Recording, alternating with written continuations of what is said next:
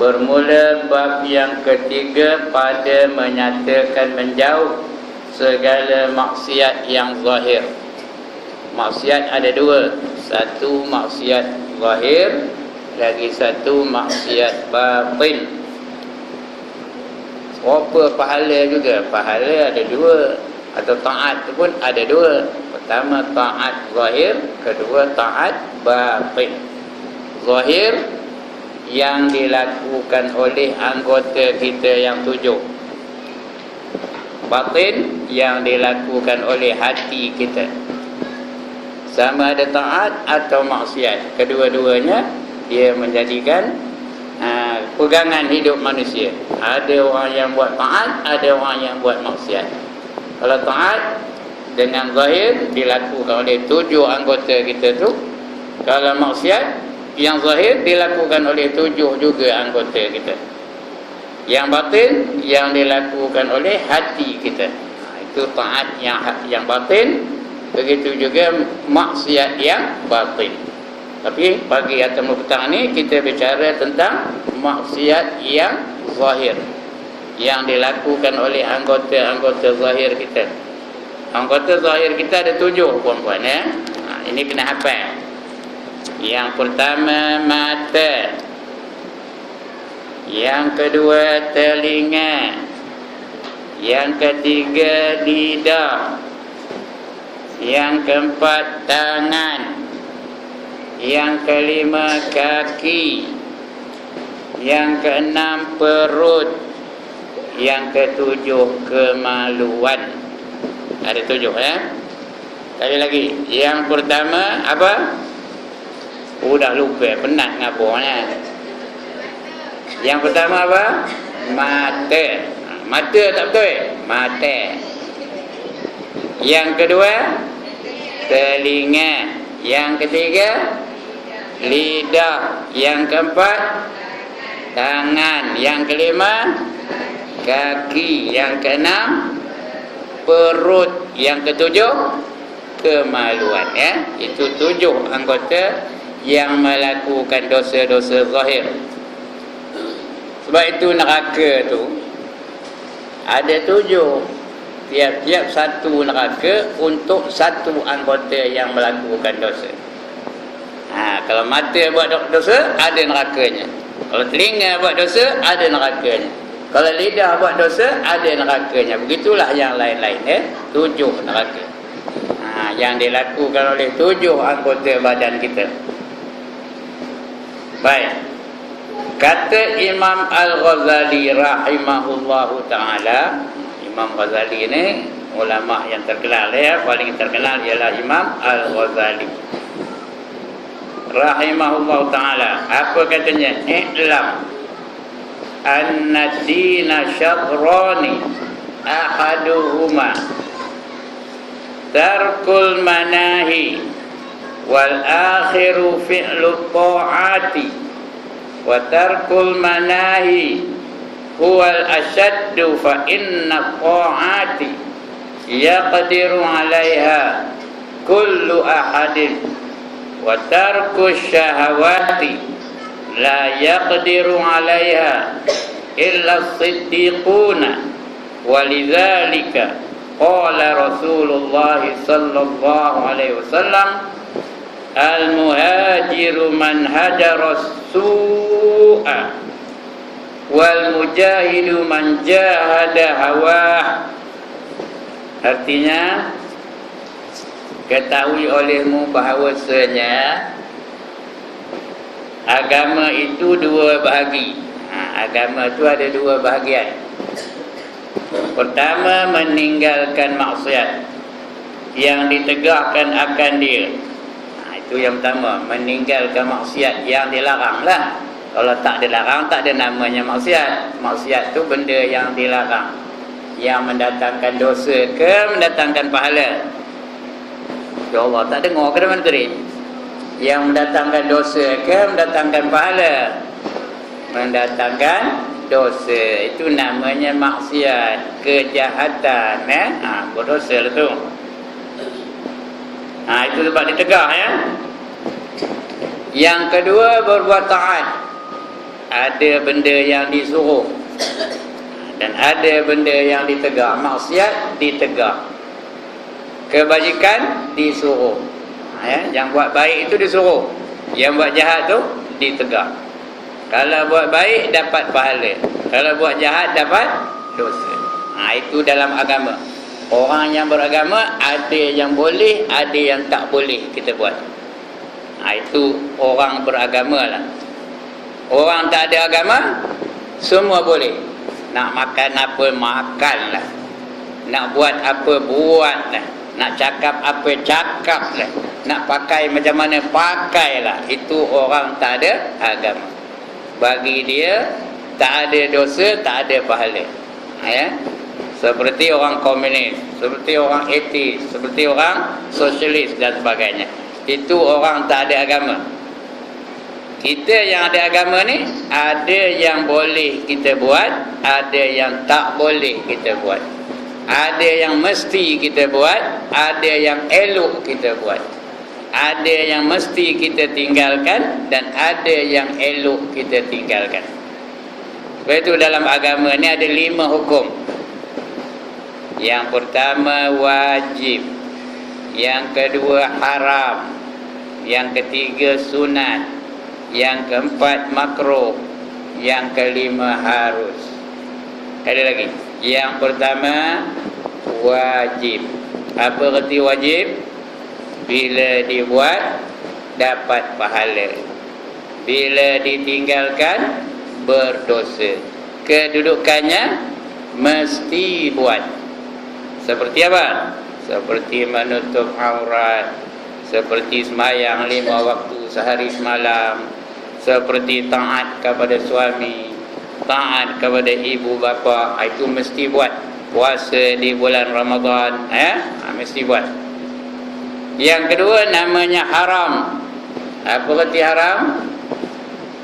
Bila dibuat dapat dosa, bila ditinggalkan dapat pahala. Kedudukannya mesti ditinggalkan. Bukan mesti buat ya, mesti ditinggalkan. Itu namanya haram. Itu namanya haram. Seperti apa yang haram? Seperti mengumpat, seperti berzina, seperti minum arak, seperti berjudi, seperti derhaka kepada suami, seperti derhaka kepada ibu bapa dan sebagainya. Itu haram. Yang ketiga namanya sunat. Apa arti sunat? Kalau dibuat dapat pahala, kalau ditinggalkan tidak berdosa. Tak ada berdosa ya. Kalau dibuat, apa buat? Dapat apa? Dapat pahala. Jika ditinggalkan tidak berdosa. Itu namanya sunat. Kedudukannya elok dibuat. Bukan mesti buat ya, elok dibuat. Seperti puasa sunat, sembahyang sunat, sedekah sunat. Apa-apalah saja yang sunat ya. Macam sekarang ni bulan apa sekarang ni? Siapa boleh jawab sekarang ini bulan apa? Bulan Rajab. Apa yang sunat kita buat di bulan Rajab? Puasa. Ada ke puasa? Ada. Hari ni puasa ke dah? Dah diam. Hari ni ada tak yang puasa? Ada. Alhamdulillah. Ya. Kalau tak ada, bila nak puasa? Buat ajalah dalam bulan ini ya. Kalau boleh puasa di bulan Rajab ni 15 hari. Kalau boleh. Tak boleh 10 hari. Tak boleh 9 hari. Tak boleh 8. Tak boleh 7. Tak boleh 6. Tak boleh 5. Tak boleh 4. Tak boleh lagi 3. Tak boleh lagi 2. Tak boleh lagi 1. Kalau 1 pun tak boleh, tu saya cerita lah. Jangan cerita tentang Islam lah pun ya. 1 pun tak lalu nak puasa. Tapi ingat ya puan-puan, saya nak ingatkan puan-puan ni, kerana semua ni isteri-isteri orang. Kalau nak puasa Rajab ke, bila apa-apa lah puasa sunat ni, apa nak buat dulu? Minta izin dulu kepada suami masing-masing. Jangan ngabur. Ni ramainya ngabur ni. Abang, esok saya nak puasa. Itu minta izin ke ngabur? Kita nak apa? Mesti minta izin. Abang, can I puasa tomorrow? Bila abang jawab yes, you can, puasalah ya. Ngabur belum tentu dia bagi lagi ya. Jadi kena minta izin dulu. Baik, itu sunat. Yang keempat namanya apa? Makruh. Makruh tu dia berkata kariha. Kariha tu dia benci. Makruhun dibenci. Sesuatu yang Tuhan benci. Itu namanya makruh. Apa arti makruh? Dibuat tidak berdosa, ditinggalkan dapat pahala. Kedudukannya elok ditinggalkan, elok jangan buat. Itu nama makruh. Seperti apa? Seperti apa makruh? Ya Allah, tak tahu, satu pun tak tahu. Seperti apa? Makan jerit. Lagi? Makan petai. Lagi? Lagi apa? Makan kenua. Tahu kenua? Makan bawang putih, makan bawang merah, apa sajalah benda yang busuk-busuk tu dimakan. Itu makruh hukumnya ya. Seperti apa lagi? Tengah semayang nongak kata Allahu Akbar, nongak kata. Makruh tu. Tidak batal semayangnya tapi makruh. Seperti apa lagi? Bersembang-sembang tengah mengambil wudu. Itu makruh hukumnya ya. Banyak lagi. Dan yang kelima apa dia? Harus. Apa dia? Harus. Apa arti harus? Dibuat atau ditinggalkan tidak berpahala dan tidak berdosa. Itu artinya makruh. Harus dibuat ke tak dibuat ke tidak berdosa dan tidak berpahala. Tapi bila kita laksanakan, dia tak jadi harus lagi. Dia boleh jadi wajib, dia boleh jadi haram, dia boleh jadi sunat, dia boleh jadi makruh. Cuma dari segi prinsipnya, hukumnya harus. Seperti menguap, harus tu. Nak menguap pun boleh, tak nak menguap pun tak apa. Harus hukumnya. Tapi bila kita menguap, adalah kalanya dapat pahala. Ada dah pahala dapat apa? Ada dah dapat pahala bila menguap. Macam mana? Macam mana dapat pahala menguap? Tengok sini, kopi ni dapat pahala tak? Dapat pahala ke tak? Macam mana nak dapat pahala? Tak tahu. Macam mana? Tutup mulut tu, dapat pahala. Lepas itu jampi. Ada jampi muap tahu. Tahu ke tak? Apa jampinya? Ya Allah, tak tahu dia meh. Apa jampi menguap? Tak tahu tu, tak ada jawab. Tahu ke tak tahu? Tak tahu. Okey, ikut. A'udzu billahi minasyaitonir rajim. Ikut.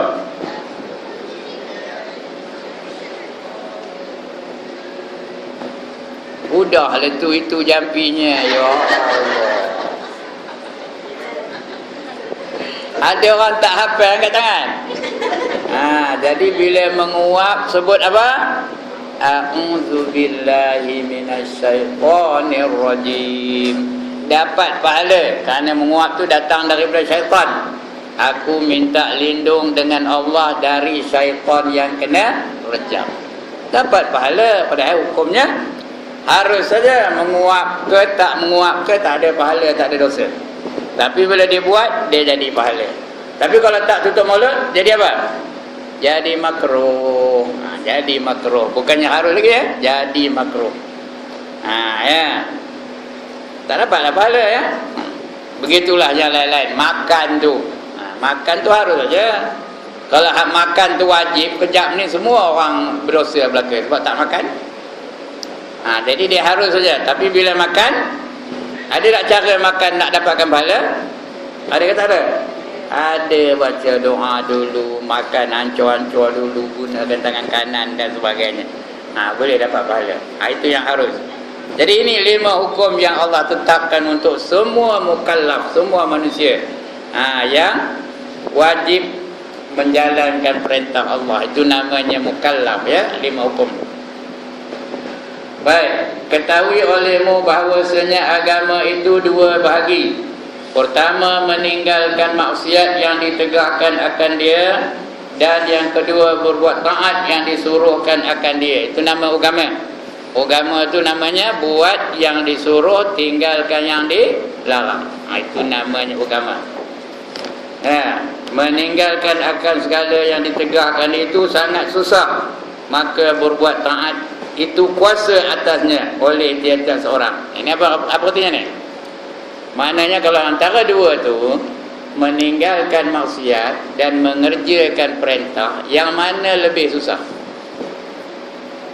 Yang mana lebih susah? Membuat yang wajib ke meninggalkan yang haram?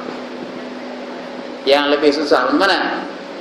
Meninggalkan yang haram lebih susah daripada membuat yang wajib. Ya? Macam kejap ni mengaji ni wajib, tapi ramai orang boleh datang. Ramai ni. Tapi lagi susah meninggalkan yang dilarang. Apa contohnya? Meninggalkan mengumpat. Senang ke? Senang ke perempuan meninggalkan mengumpat? Tak ada bercakap anu.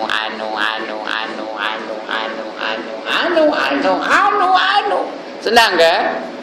Payah. Ndaknya dah berkumpul 4-5 orang setempat. Siap tu. Dia mula nengok kiri kanan. Tak datang si Timah tu, ya. Timah tu aja yang penyegan. Udah siap. Start ngumpat tu, dia aja penyegan. Lantak lah orang apa dia haram siap datang. Dah start ngumpat tu. Bukan dia ada Timah ni, betul ini rekaan semata-mata, ya. Itu mengumpat. Jadi meninggalkan yang dilarang itu lebih susah daripada mengerjakan yang disuruh. Senang ke nak ninggalkan nengkin suami? Senang ke? Yang disuruh cakap dengan suami macam mana? Lembut-lembut. Ya, abang, mari makan. Contohnya lah. Ni kalau abang, makan orang nunggu ni. Lagi susah nak meninggalkan yang dilarang. Begitulah. Kalau tidak, tak ada lah. Polis pun tak ada kerja. Suami perempuan tak ada kerja lah. Kalau yang ini senang, ya. Kalau yang meninggalkan yang maksiat ni senang, suami perempuan payah dapat kerja kerana tak ada orang buat maksiat. Pencuri tak ada, perompak tak ada, perogol tak ada, lagi apa? Penganiaya, penipu tak ada, semua baik-baik berlaku. Tapi hakikatnya ramai ada orang yang melakukan maksiat. Ramai. Itu sebab penjara penuh. Perempuan tak pernah masuk penjara. Saya ada masuk penjara. Bukan pergi kena tangkap, pergi ceramah dalam penjara. Ramai benar orang dalamnya. Kata di pegawai itu tak cukup tempat, katanya ramai benar. Kerana orang melakukan maksiat ni ramai. Ada tak perempuan masuk penjara? Ada ke tak ada? Ada, ya. Perempuan pun ada, lelaki pun ada. Tok imam pun ada, yang pandai baca Quran pun ada, yang ada PhD pun ada. Ramai tu yang dalam penjara, ya. Kenapa? Susah nak meninggalkan maksiat.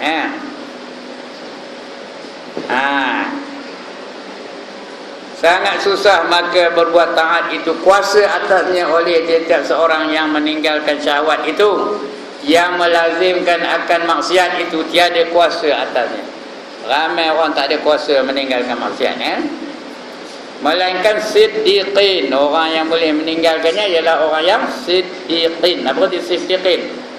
Orang yang benar-benar, benar dalam akidahnya, benar dalam perkataannya, benar dalam perbuatannya, benar dalam tindakannya. Itu orang siddiqin namanya. Mereka itu yang boleh. Yang lain tu kejap boleh, kejap tak boleh. Kadang-kadang alim benar, kadang-kadang jahil pun benar. Itu yang lain-lain, ya. Dan dari kerana itulah sabda Nabi sallallahu alaihi wasallam, bermula orang yang muhajir itu, muhajir tu artinya orang yang berpindah ya. Ingat cerita hijrah. Orang yang berhijrah namanya muhajir. Ya, orang yang berpindah itu seorang yang meninggalkan akan kejahatan. Dan orang yang perang sabil itu iaitu orang yang memerang hawa nafsunya. Itu nama muhajir, itu orang yang pindah. Pindah tu dalam konteks hari ini bukan macam perpindahan Rasulullah. Zaman dulu Rasulullah pindah daripada Mekah pergi mana? Allah tak pernah dengar kenapa cerita hijrah ni. Daripada Mekah pergi ke mana? Pergi ke Madinah. Mereka itu berhijrah namanya. Tapi sekarang ni tak ada suruh kita berhijrah lagi. Hijrah badan tak payah. Jangan lepas ni gulung tikar balik ke rumah nak pindah ke kampung. Jangan. Kampung pun tak muat tempat dah. Ramai benar orang kampung dah. Tak payah. Tapi disuruh pindah juga. Apa yang pindah? Apa yang pindah? Hati kita tu berpindah. Daripada buat maksiat kepada buat baik. Daripada malas kepada rajin. Daripada kedekut kepada lawan kedekut apa? Pemurah. Daripada apa lagi? Perampui kepada penyabur. Daripada perampui kepada penyabur. Itu suruh pindah. Berhijrah ya, bertukar. Bukan pindah tempat tidak, bertukar sikap daripada kurang baik kepada baik. Ya. Dan juga perang tu, perang dengan pedang tak berapa ada di negara kita ni, tak ada orang perang dengan pedang, dengan lapang ke, tak ada. Tapi lebih susah lagi berperang melawan hawa nafsu ya. Itu lebih susah lagi. Berperang melawan hawa nafsu. Lebih susah daripada perang dengan senjata. Ya. Baik, itu kata Imam Ghazali ya. Dan lagi kata Imam Al-Ghazali rahimahullah ta'ala, wa'lam annaka innama ta'sillah azza wa jalla bijawarihika wa innama hiya ni'matun minallahi alaika wa amanatun ladaika fasti'anatuka bini'matillahi ala ma'siyatih ghayatul kufrani wa khiyanatuka fi amanati auda'aka Allahu ghayatul tughyani fa'adha'uka ri'a'uka fanzur kaifa star'aha wa kullukum ra'in wa kullukum mas'ulun an ra'iyati. Artinya ketahui olehmu bahawasanya engkau tu siapa? Kita lah semua. Engkau tu artinya puan-puan, saya, siapa sajalah engkau ya, manusia. Hanya sesungguhnya berbuat maksiat akan Allah Azza wa Jalla. Azza tu artinya maha mulia, wa tu dan, Jalla tu artinya besar, maha mulia dan yang maha besar. Azza wa Jalla, Allah yang maha mulia dan maha besar. Dengan segala anggotamu. Kita ni ada anggota belaka ya. Cukup anggota kita. Kaki cukup, tangan cukup, telinga cukup, mata cukup, perut ada, lagi kemaluan ada. Anggota 7 tu cukup semua kita ya. Ya, azza wa jalla dengan segala anggotamu dan hatimu. Dan hanya, bukan hati, hanya sesungguhnya anggotamu itu nikmat daripada Allah Ta'ala atasmu. Alif tamim tu bukan atam ya, atasmu. Sinnya tu tak ada. Jangan alif tamim ni, atam bacanya ya. Atasmu. Dan pertaruhan padamu, artinya bukan bagi free. Amanah. Esok ditanya mata tu, komen tengok apa dengan mata. Telinga tu pun ditanya, komen tengok apa dengan telinga. Lidah tu pun ditanya, komen cakap apa dengan lidah. Tangan tu pun ditanya, komen megang apa masa hidup tu. Kaki pun ditanya kamu pergi ke mana. Perut pun ditanya apa benda kamu makan. Kemaluan pun ditanya untuk siapa kamu berikan kemaluan kamu. Semua akan ditanya, ya. Ya. Akan ditanya lagi segala anggotamu, dan hanya sesungguhnya anggotamu itu nikmat daripada Allah Ta'ala. Mata tu nikmat, telinga tu nikmat, kaki tu nikmat, tangan tu nikmat. Bila kita sedar mata tu sebagai nikmat, bila kita sedar perasan mata tu sebagai nikmat, bila udah buta baru sedar, dah meraba, baru tahu. Cuba kejap ni ada kilat yang kuat, kilat yang paling kuat, tiba-tiba buta seorang, medam. Nak balik macam mana? Udah tak nampak dah apa khabar. Jangan kena saya lah, kena sana. Macam mana? Baru terasa mata tu sebagai nikmat. Bila kita sedar telinga tu sebagai nikmat, bila udah pekak baru sedar. Ya. Nak ke mana tu Timah? Teman belum makan lagi, kan jawabnya. Mikir asal kampung mana? Tadi tuan panggil saya, itu jawabnya, lain-lain jawabnya. Ya. Kalau telinga pekak boleh ke dengar tuan guru ngajar. Dia datang juga tapi tak dengarnya apa dia ajar di tuan guru. Bila dia sedar, bila dah pekak baru sedar telinga itu sebagai nikmat. Lepas itu kita kena syukurkan nikmat yang Allah bagi kepada kita. Telinga itu nikmat, kena syukur atas telinga yang Allah bagi kepada kita. Ya. Dan hanya sesungguhnya anggotamu itu nikmat daripada Allah Ta'ala atasmu. Dan pertaruhan itu bukan bagi free, amanah. Ya, amanah padamu.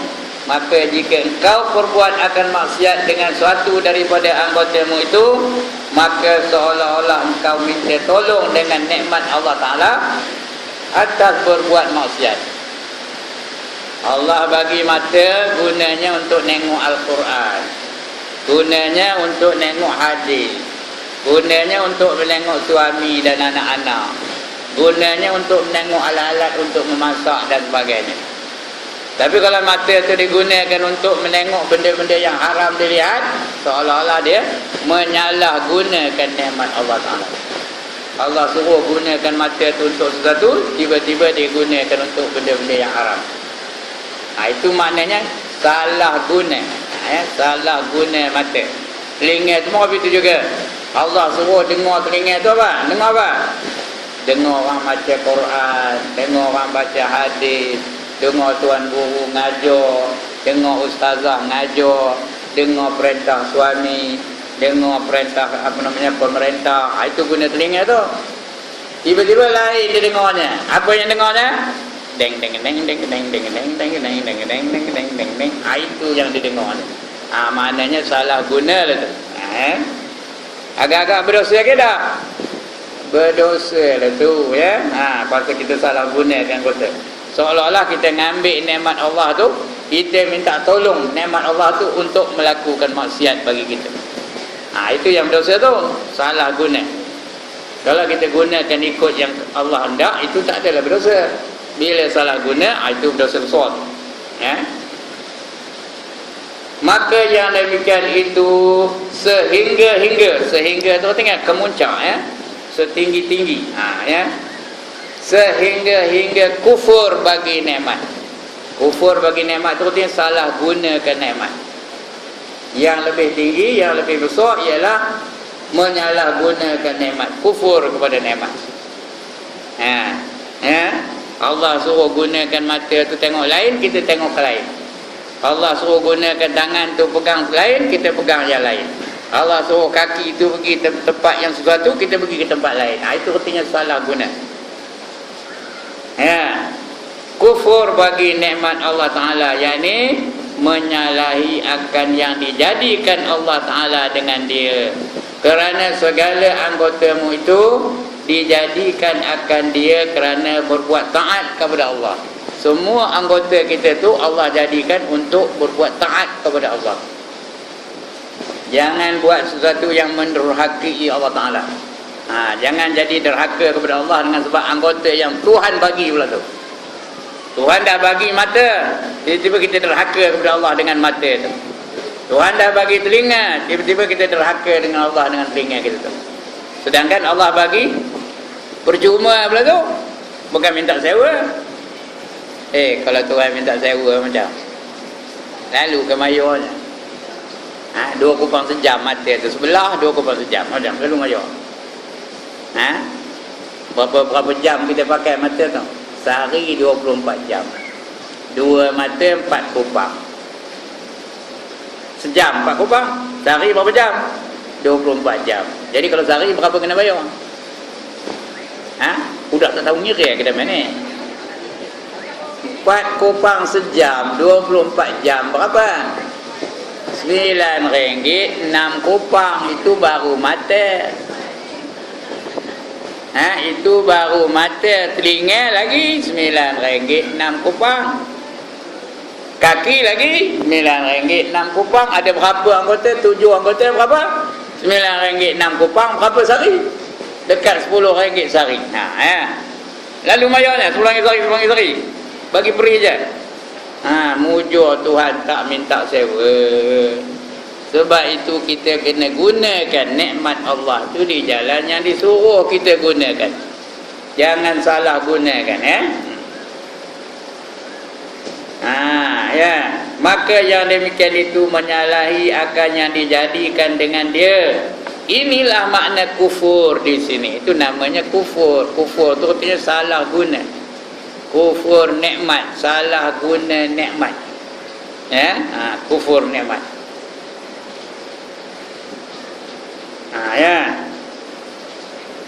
Iaitu dinamakan kufur nikmat. Bukan makna kufur di sini kufur agama, bukan jadi kafir macam Hindu, macam Buddha, macam apa, macam Kristian, macam Yahudi. Bukan kufur itu. Kufur nikmat. Di antara kufur nikmat yang paling besar ialah meninggalkan sembahyang. Nombor 1 besar kufur nikmat ialah meninggalkan sembahyang. Sebab sembahyang ni dia melibatkan 7 anggota tu semua kena melakukan sembahyang je lah. Mata kena sembahyang, telinga kena sembahyang, lagi lidah kena sembahyang, lagi tangan kena sembahyang, kaki kena sembahyang, perut pun kena bawa sembahyang, kemaluan pun sekali sembahyang. Jadi orang tak sembahyang tu dia telah kufur kepada nikmat Allah Ta'ala. Sebab itu hukumnya berat orang tak sembahyang ni. Tahu berapa lama masuk neraka orang tak sembahyang? Ya Allah, dah jenuh dah saya ngabur sini. Satu waktu tinggal sembahyang masuk neraka 40 tahun. Kali lagi, kau tak boleh dengar. Kau dah dengar di luar, dengar hujan turun. Satu waktu tinggal sembahyang masuk neraka berapa lama? 4 tahun. 40 tahun satu waktu. Siapa tak sembahyang lohor tadi saja tak sembahyang, bukan dia tak boleh. Kalau tak boleh lain pasal, tu dapat pahala pula tu. Orang perempuan dia ada ketikanya dapat pahala kalau tak sembahyang, ya tak? Bila datang haid, datang nifas, dapat pahala. Ini dah saja tak nak sembahyang. Satu waktu 40 tahun masuk neraka.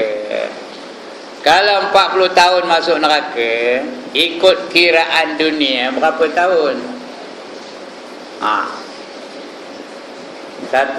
tahun tu 40 tahun akhirat tahu. 40 tahun akhirat. Kalau ikut dunia, berapa tahun dunia? 40 tahun akhirat. Sehari di akhirat 1000 tahun dunia. Sehari aja di akhirat 1000 tahun dunia. Kalau 40 tahun akhirat, berapa tahun dunia? Kira lah. Tak ada kan yang dapat SPMA matematik dulu? Tak ada, ya Allah. Cikgu tak ada ke? Ada cikgu kan? Ada no, tu cikgu. Kira lah berapa? 40 kali 1000 kali 365. Kerana 1 tahun 365 hari ya. Jadi 40 kali 1000 kali 365 tahun. Ya. Berapa semua? Kalau itu tak tahu ngira je benar-benar lah pun. Sudah kabur formula pun tak tahu ngiranya. Baik, saya jawab. 14,600,000 tahun. Nampak perempuan, saya seorang aja pandai. Ngapa? Sudah siap kira di rumah dah. 14,600,000 tahun. Itu kalau satu waktu tak semayang. Kalau sehari kali 5 lagi. Ya. Kalau seminggu kali 7 lagi lepas itu. Kalau sebulan kali 30 pula. Kalau setahun, kalau umur 60 tak pernah semayang, tak tahu ngapa kan ya. Itu dia. Sebab orang yang semayang tu 7 anggotanya tu dia semayang sama. Bila dia semayang, lidahnya semayang. Lidah semayang tak ketika semayang? Lidah ada tak baca Fatihah? Ada tak takbiratul ihram? Lidah pun semayang juga. Tangan ada, angkat tangan. Allahu Akbar, ada tak? Semayang juga. Kaki ada tak? Datang dari rumah ke surau ke mana-mana lah tempat semayang, ada tak kaki tu? Semayang juga. Perut ada tak semayang? Mana dia? Tengah makan semayang, tengah semayang makan. Perut ada tak semayang? Ada. Dia boleh semayang kerana perutnya diisi. Kalau perut kosong tak boleh nak semayang. Dia dah makan pagi tadi, baru boleh semayang, ada tenaga. Ya.